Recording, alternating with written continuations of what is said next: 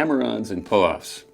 Not anyone's favorite thing to practice, even mine, and I love them. They sound great. So the thing what we're going to do today is look at how they work, a good way to practice them so they do work, and then a fun exercise that's just a basic blues riff so that we don't get tired of practicing them.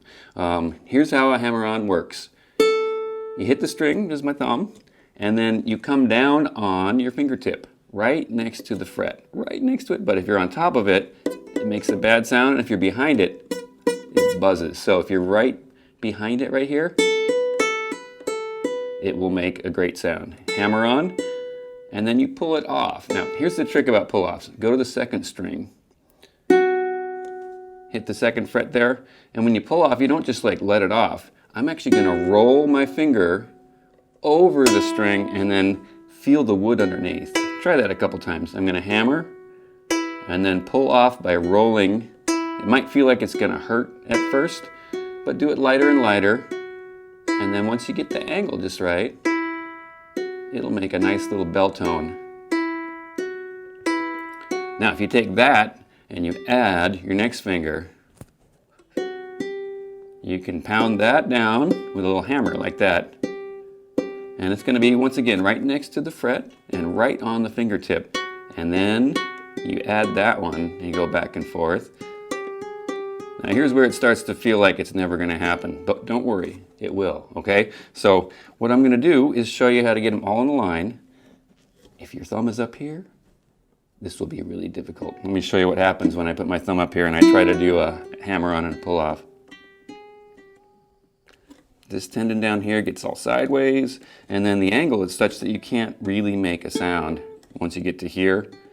In first position, you know, with our chords, that's all fine. But if you have a melody on a string like that, see how those are all straight in a line? Just like that. And you want that to be straight up and down in the middle, and then a little curved on the edges, almost like, you'll see it looks like a crab there. So what we're gonna do is take a blues progression. Just a straight 12-bar blues in G.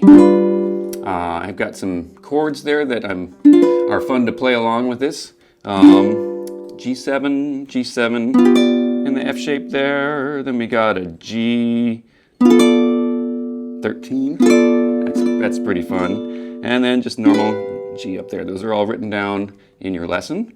A C, normal C7. This is a hip C13. Oh, sorry, the G7, 13 was actually a G9.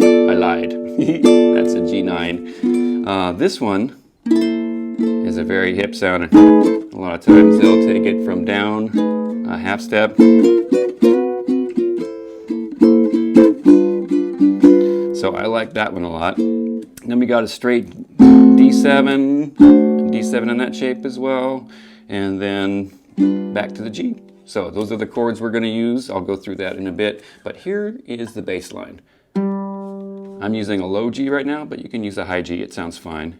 Open, 4th, 5th, 6th, 7th, then back down to the open. Now you've all heard this before. Boom, boom, boom, boom, boom, boom, boom, boom, boom. What we're going to do is slur them all. A slur on any instrument is when you don't re-articulate. So this one, we're going to use hammer-ons and pull-offs. So play it with your thumb, then hammer to the 4th fret, 5th, 6th, 7th, and then pull off. This might feel crazy at first, but just try it really slow, and don't try to hit too hard.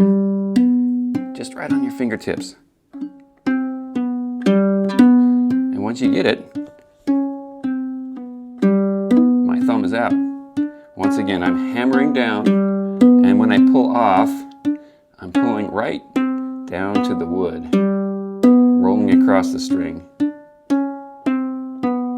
Now, you won't always roll all the way to the wood when you're playing, but when you practice it that way, it always happens.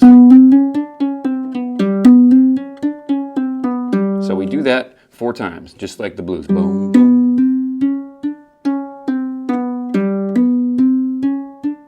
Cruising along. Now we're just going to switch to the 3rd string and do the same thing.